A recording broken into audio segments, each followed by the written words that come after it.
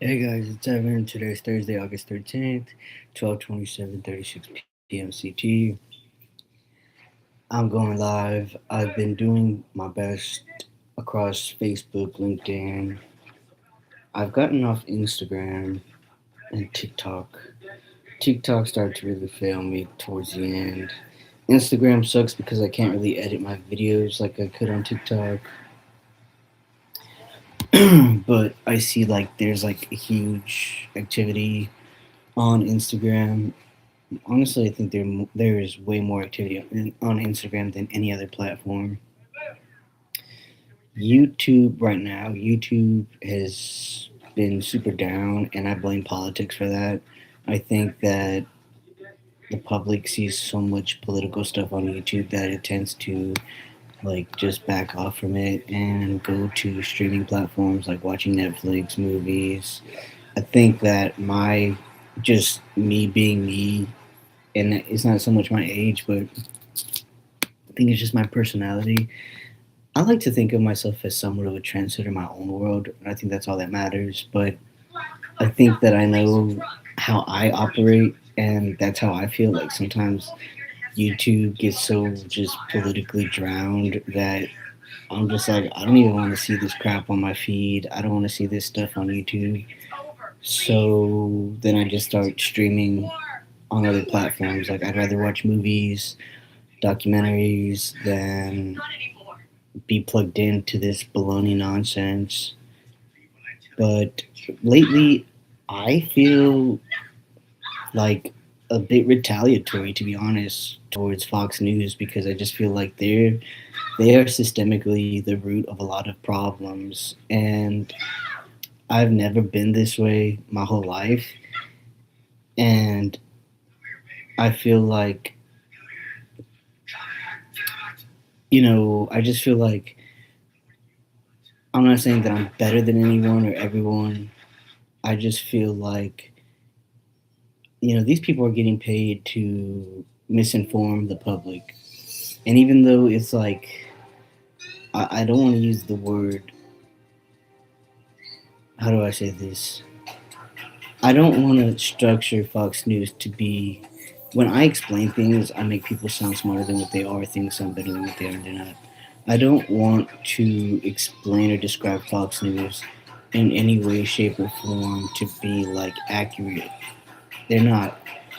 I think that it's dreamed and scripted in such a way that to be observant doesn't take much, and to observe, like, they do these little split scenes between, oh, this is the Capitol, this is the White House, this is Alaska, this is this bird, whatever. Like, okay, like to sit here and describe things that you see or articles that come up, it doesn't take much to do that. But I think that you know what I tried to expose today is it's so minimized out of fear. I think these journalists have fear.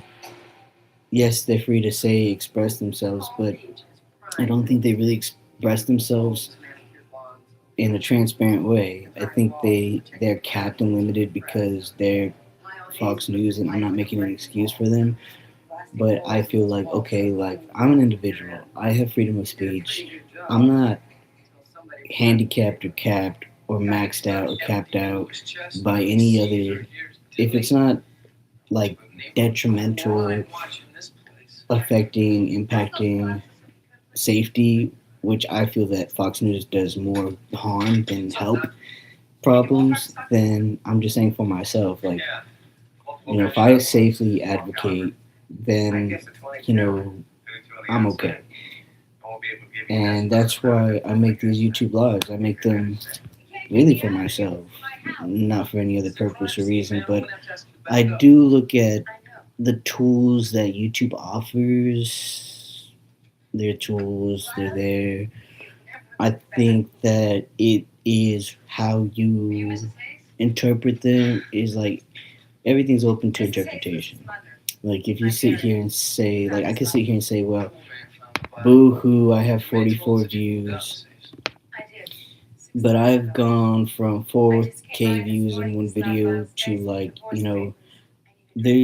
I can't let one form week of content like disrupt anything because across all platforms, I think that's a feature that's coming soon on YouTube. I don't know, I saw it. But like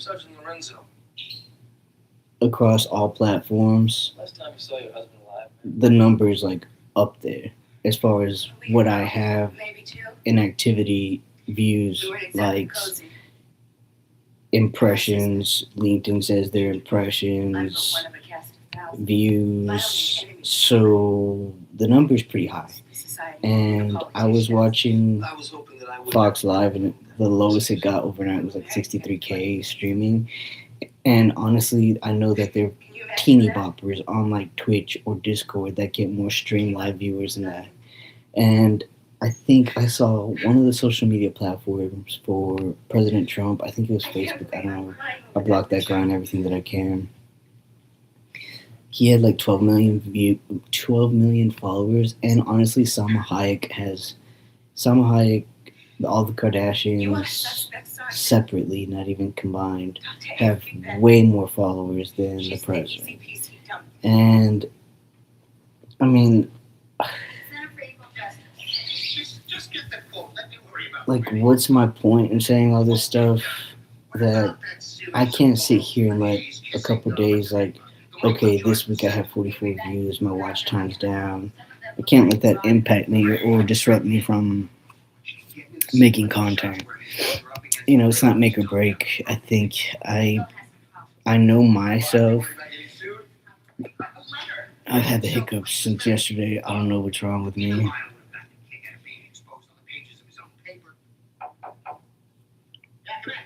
But I just know, like, right now, my world, my reality, and all I can do is my best to describe it on live. And because of that, I feel that it helps me take direction in my life. And I think that what has been maybe something that I haven't really like harped on, because to me it's my norm, and maybe to others it's not. But maybe I should talk about this more often than I have never really brought it up. Maybe I've mentioned it once, but I think that having full creative control, not over your life, but having full creative control over your projects, and not just your projects, but content or what you live stream and what you put out in the world is important. And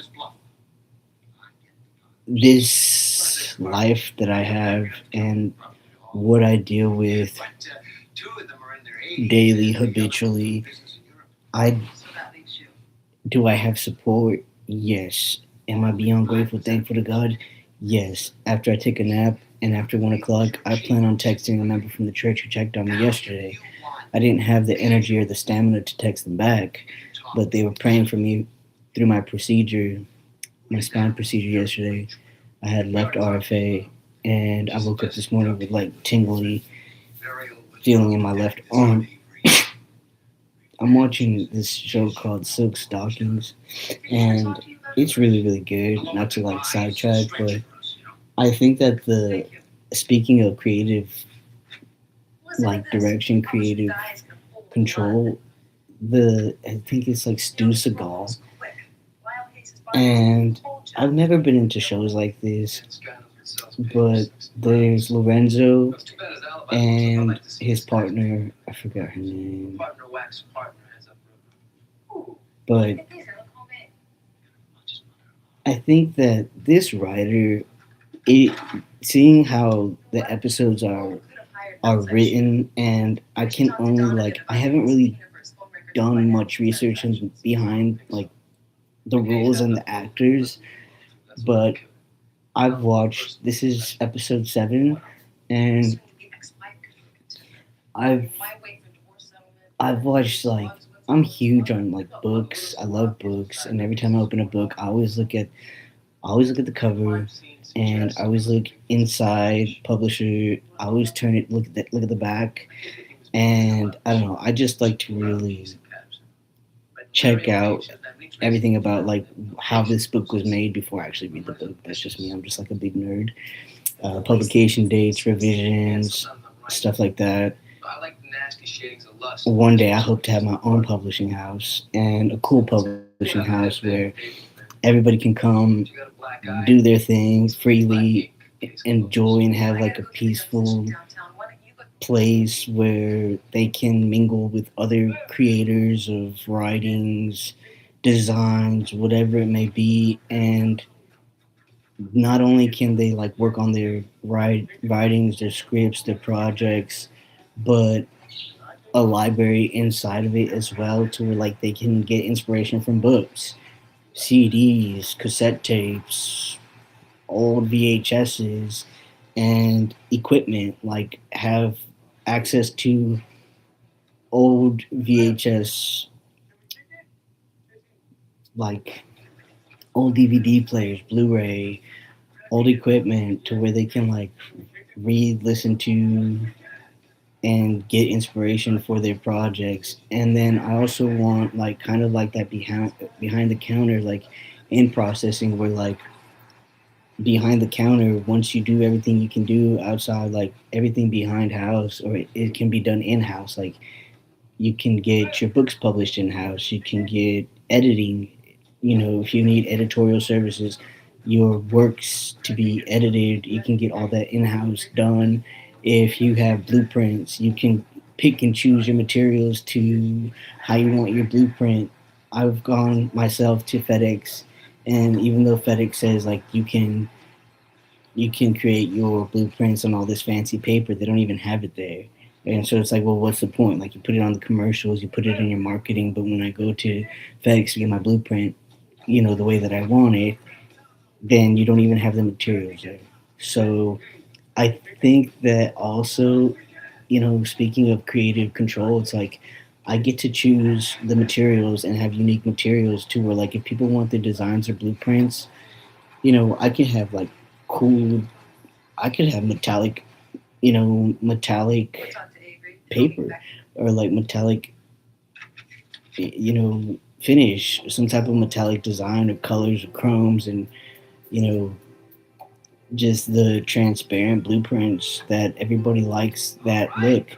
And it's cool because like it gives your work aesthetic to where people really think like, wow, like this person really put in all this thought into their designs, not just the schematics and the layout as far as drawing or handwriting or whatever the design, but then the creation of it, full like tangible layout of design. And it just makes for neat presentation, and it really allows banks, investors, people, clients, consumers to take your work seriously. And so even with like blueprints designs, I haven't really thought more into like audio stuff. Like, do I really want to set up a spot where people can, studio record podcasts or things like that? I haven't really, that's not really my goal. My goal is to create a space where people can express themselves. And so often, like even the whole situation with Don Lemon and reporters and journalists, so often, and it's not, it can be from like that highest degree of like professions to like the lowest level of like, I've been homeless, and I've seen daily homeless people being abused. Today I saw live Fox News, and the VFW, one of the VFW chairmen, something like that, I think it's something Graham, and he was standing up for veterans.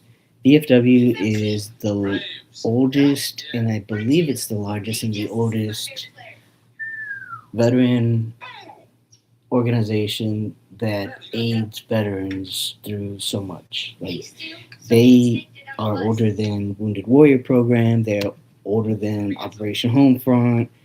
They're older than so many of these organizations. VSO even.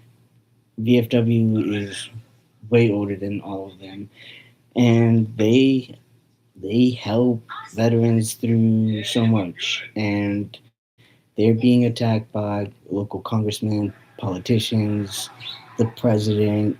This whole. I can say it now, and who's gonna say like 15 minutes in somebody's watching? I don't know, but I should make one sole video where I just like openly say the truth, and I don't know how far it'll get.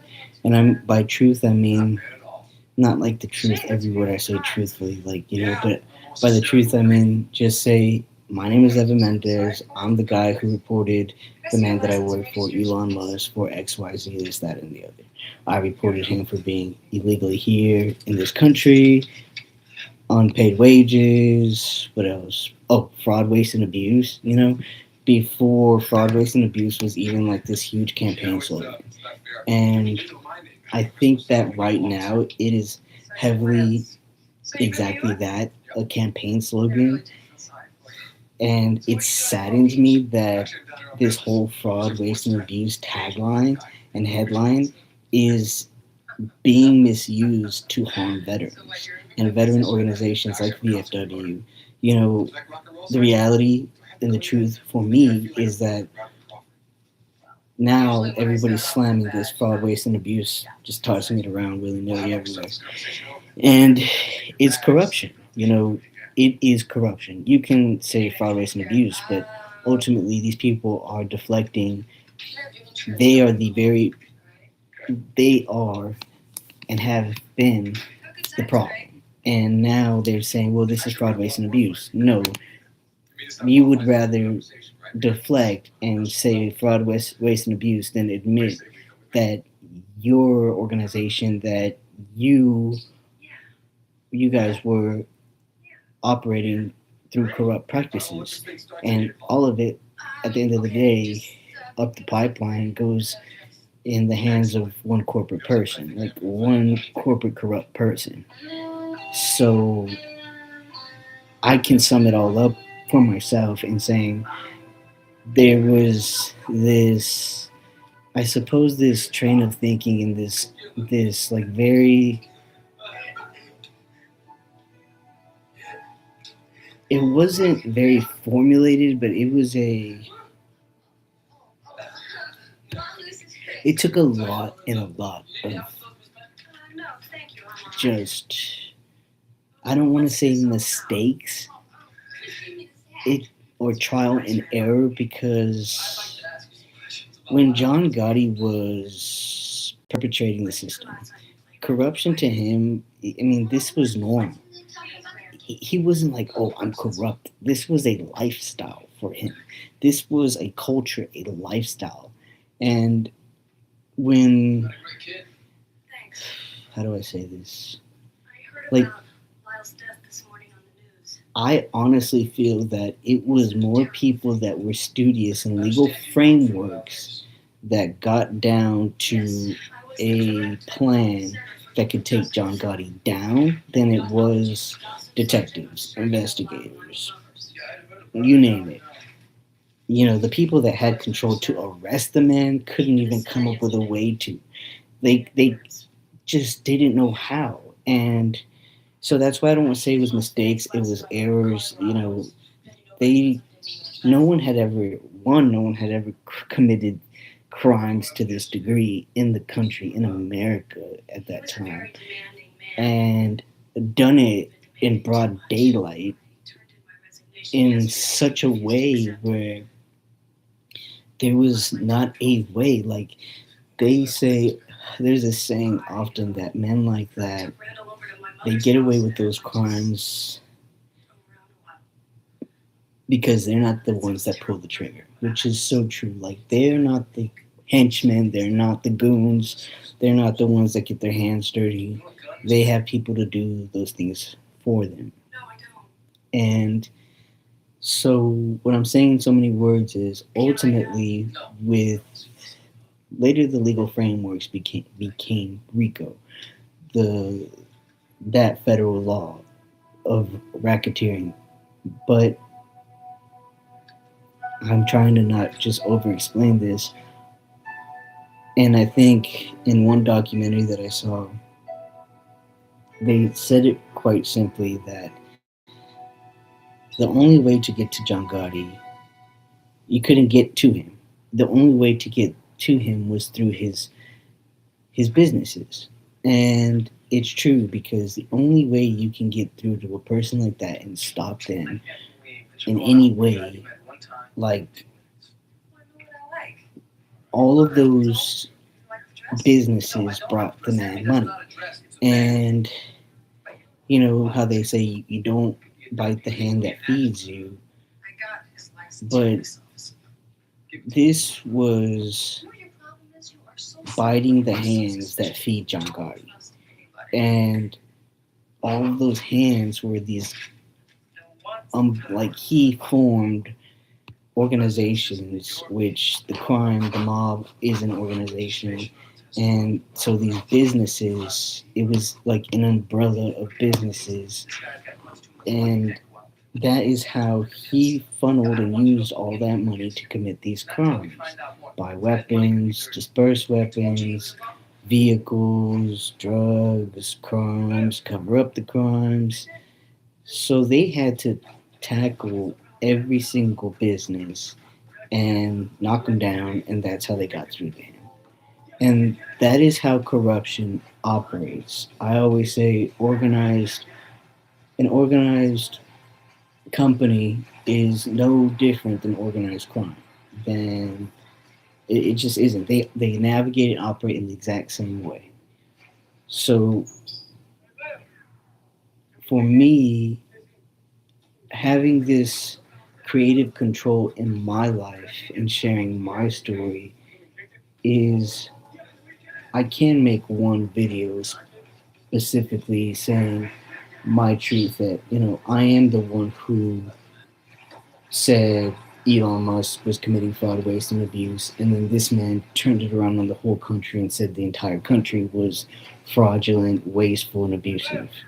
And that is the truth, my truth, and the reality of my life. And now it's gone too far. I feel like it's gone too far to the point where I'm active, I'm making videos. It hasn't like upset me to where like I'm like a vigilante or anything like that, but it is disturbing because, you know, when I said something about this man, nothing was done. Absolutely nothing was done.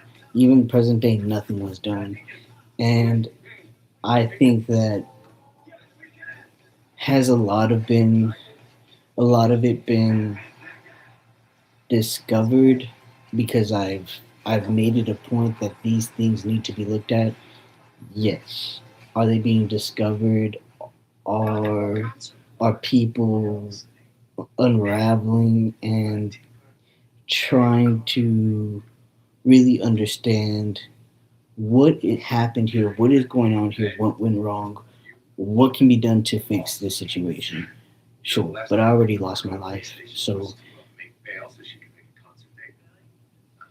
I feel that this could have been this didn't have to get to this extreme or this degree. Like I didn't have to lose my life. A lot of this could have been simple conversations had I been dealing with civilized people, but I had to come to the conclusion in a very difficult, unnecessary way that I was not dealing with civilized people. I was dealing with idiots. And even now, like I'm proud of myself, yes, because even now in this process, have my human rights been violated? Yes.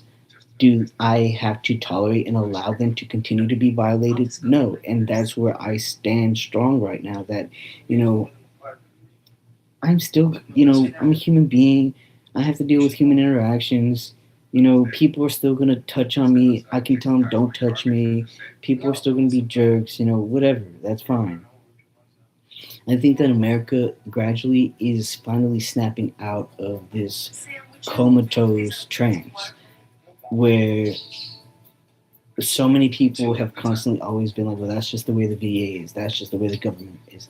I think people are just finally barely snapping out of that. Like, this man has caused so much turmoil, destruction, and issues for everyone across the board that people are just done. And done to the point where they're reacting, which is a good thing and a bad thing. Like, this man openly says he does not care about American finances, American people's finances. Why? Because look at everything he's gotten away with without saying he's committed anything wrong. Of course, he's going to sit here and say that something like that. Who's going to hold him accountable for it? Nobody, right? So for me, I just have had enough of this fraud, waste, and abuse being tossed around. I'm like, if you want to sit here and point the finger at me about being fraudulent, wasteful, or abusive, you're pointing the finger at the wrong one. Like, I'm the one who stood up in a time where that wasn't even a thing and said Elon was fraudulent, abusive, and wasteful. And I think I shouldn't maybe say this, but I think that Elon should be very, very grateful to God first and foremost that things have played out the way that they've played out, considering what has happened in me in my life and what led to what happened to get to this point. Because I think that had it been any other way or anyone else, he probably would have already been in jail, and things probably would have been so much worse. Do I think that he belongs in jail? Yes, most definitely. But I know that, you know, for a man like that, considering everything that's been done, jail is too easy.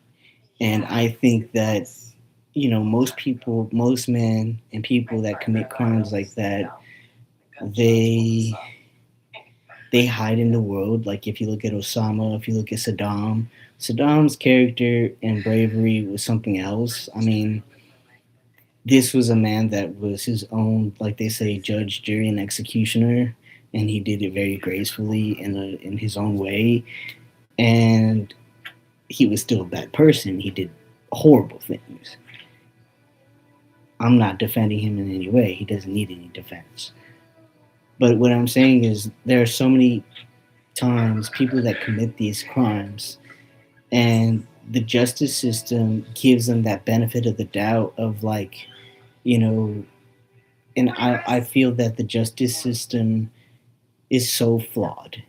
And even being flawed and with reformations and due process and stuff like that, technology really, really outpaces things like that. So at the end of the day, if I trust in that system, you know, the reality for a man like me and my comprehension is, at the end of the day, Elon is just going to buy his way through lawyers to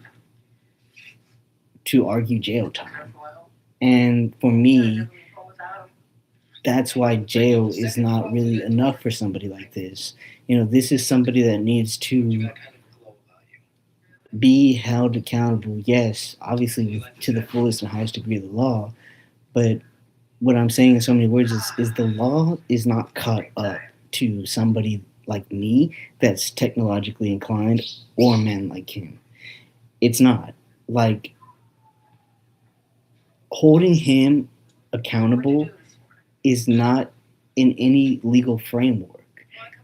I think that through this arbitration, he has no choice but to be held accountable, because even though I've submitted 850 exhibits of what's on my computer, not even like, I have 3 huge piles, since I've already gotten rid of so much already, and I have 3 piles over here, and I can sit here and say, well, DOJ and DOVA, everybody has copies of what they've sent me. They're the ones who sent it to me. I can sit here and say that. But ultimately, JAMS doesn't have that information. I mean, I can sit here and say, well, Jams is globally one of the greatest arbitration companies, and that may be true, or that is true. That's fact. But that doesn't give them the right to invade my privacy. No.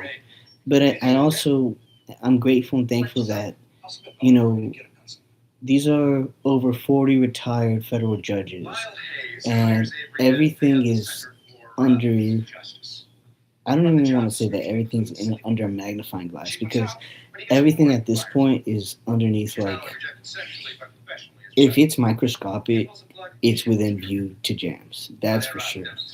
And and for certain. So I just feel like everything that's going on in the world, can there be a stop to it? Yes. It literally takes one person that, by the outdated frameworks of our country and the way of our country, historically has been the president, to come up front the American people and confront the American people, and be that wholesome voice of reason. Here, Governor Abbott is making this stupid campaign that I saw 3 times in a commercial, saying the Democrats are the problem. Well, guess what, Governor Abbott? Democratic, transvestite, whatever, transsexual, you know, whoever, an alien for all I care, illegal, whatever, doesn't matter. You are the governor, and the governor is the governor of the state of Texas. I can't speak for anybody else, but the governor historically has been a person that is chosen by God's people to represent this country. And he is way too far complacent in this position. He sat there in this commercial and says he signed in a law to prevent boys from playing in girls' sports. No, you did not sign a law that specifically says boys cannot play in girls' sports. You signed laws to hurt, harm LGBT people, you know, whatever. And the thing about it is, even though you're the governor, you are violating the color of law by not helping people that identify as Democratic or affiliate with any other party. If you are only helping Republicans, then you're discriminating against people that are not affiliated with the same belief systems or parties as you, religion as you, and I'm not for that crap. I've reached out to his office multiple times. They don't answer. Sometimes they answer, respond back when they know that other entities are involved, and there's no follow through. I'm like, follow through with what you say you're gonna do. You know, how can you sit here? Like, obviously, there are laws now with caveats. There are laws now that have been signed to where, yes, I don't have to wait on the office of, I don't have to wait on OYEC, I don't have to wait on DWC, I don't have to wait on TWC, I don't have to wait on local state entities so that I can sue my employer, which is cool, right? Because most people probably still, even most people think that, I have to go through OIEC, I have to wait for them go through the process, which I've gone through the process multiple times, and at some point they're gonna get it right. I don't know when, but they're gonna get it right at some point. And you know, everything that I've gone through, if I were to sit here and lay back, and I thank God that everything has panned out in such a way where I I am entitled to legally represent myself, and I wouldn't want it any other way, because looking at the reality that so many people have made so much money off of my case and off of me, and yet I'm the one who continuously suffers without the appropriate medical care, compensation, or whatever it may be, you know, by definition, that is exploitation. Exploiting somebody for their circumstances, me, and without me, there would be no case. Without me, there'd be no direct tie to Elon Musk. And for people to sit here and say, well, I need a direct connection, I don't know how else to give you any more than a direct connection past an NDA that's the phoniest NDA on the planet that's signed between me and him. So I don't know what else people want, but I know that they themselves don't have a contract between them and Elon like that. Anybody else in their realm or circle doesn't. And I know that what has happened to me and what has happened to those individuals in the past, it will no longer happen again.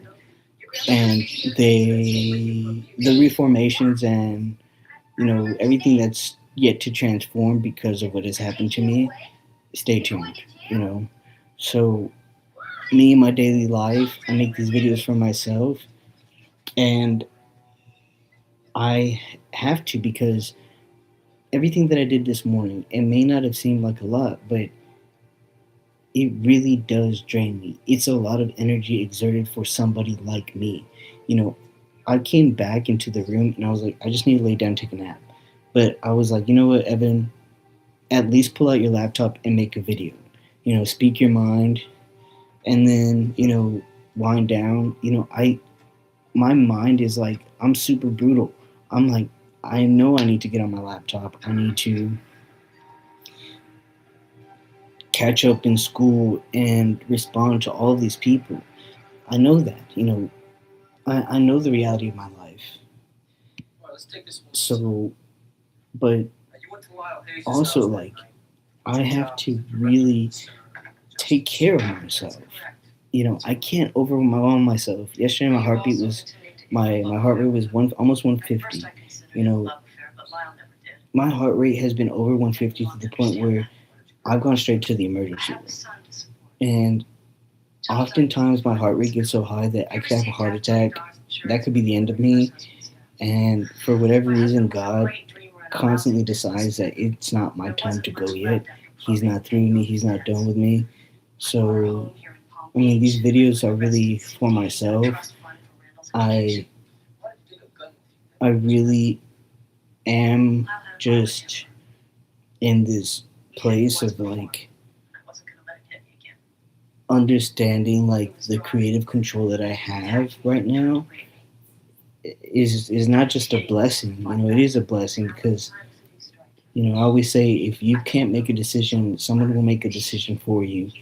And I think that the legal systems are set up in such a way where, like, but it's exactly what they say sometimes. They say, if you cannot afford an attorney, one will be provided to you. And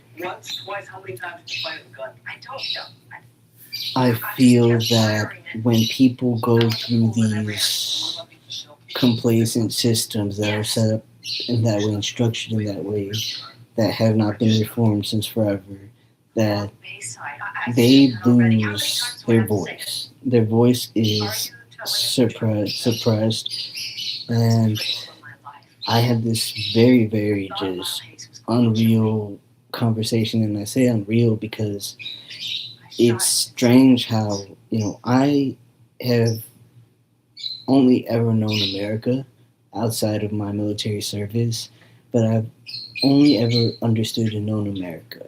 And the fact that I have spoken to multiple immigrants, some in the library and some just in person, other interactions.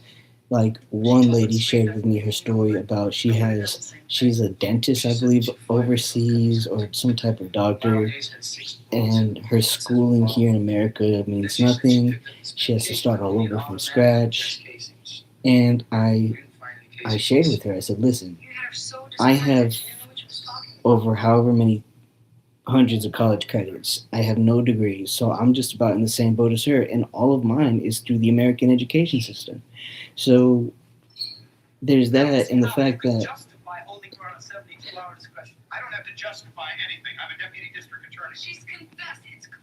the fact that oh, Rita, that's your name, Lorenzo and Rita. The fact that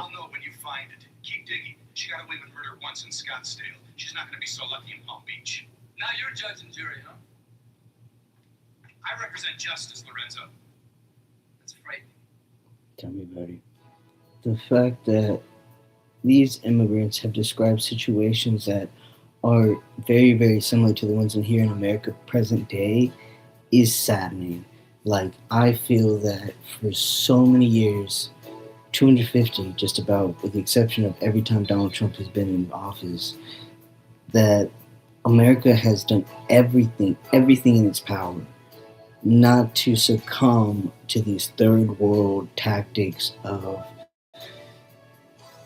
being silenced, and here we are present day with the media afraid to talk, you know, journalists being arrested. These are humanitarian crimes. Humanitarian crimes and violations of international law. Is America immune from them? No. But the fact that I see this happening round the clock is just beyond. It is really beyond. Like, the crimes and the things that are happening present day and have happened every single day since this administration returned to office, these are things and crimes that habitually have happened, historically have happened, always in third world countries and other countries except America. And yet, present day, they're happening around the clock all the time today. And it makes me fearful. It makes everybody fearful. I'm at the bank and I make sure that I have money that is it is crisp, clean money, because I don't want what happened to George Floyd to happen to me. Like, anybody that is blended or of different color or whatever, like, this is my adversity, it's my diversity. Like, I have to be mindful that, if I'm in public and I give somebody a 20 with crayon on it, some stuff might happen to me really fast and quick, and it's sad. Like, that's the reality of my life, and it shouldn't be, and this is money that the bank gives me with freaking crayon and pencil and pen on it, and I it's just awful. It really is awful. But anyways, it's past 1 o'clock. I said I was gonna take a nap after one and text back people I need to text back. So, peace out.